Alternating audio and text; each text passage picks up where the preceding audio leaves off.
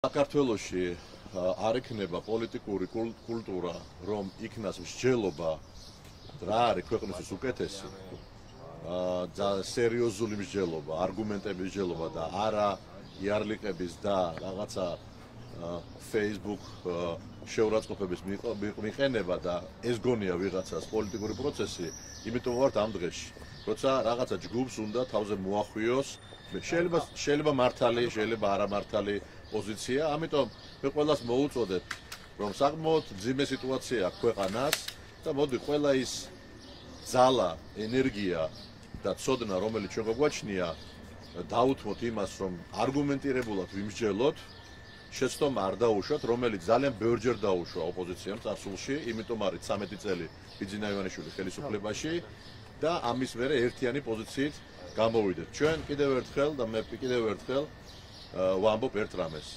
რომ ძალიან სერიოზული მსჯელობა გვჭირდება 4 კოალიციური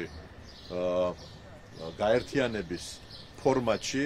ეს არის ის ფორმატი, რომელმაც მოიგო არჩევნები და ეს არის ის ფორმატი პრეზიდენტთან, რომელიც ითხოვს ახალ არჩევნებს და პოლიტპატიმრების გამოშვებას. ამიტომ ეს მოთხოვნა არის ძალაში.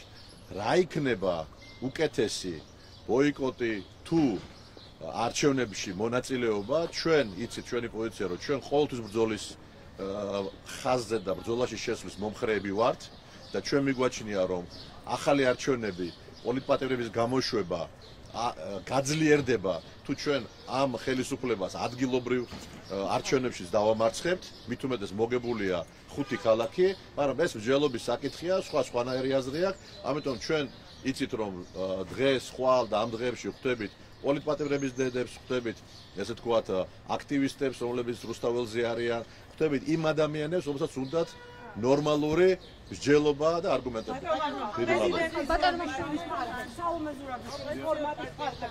თუ დაიგეგმა კონსულტაცია შეხვედრა საულმე ზურაბიშვილის ფორმატის ფარგლებში დაიგეგმა თუ არა შეხვედრა ქონდა თუ არა ვინმესთან კომუნიკაცია და იქნება.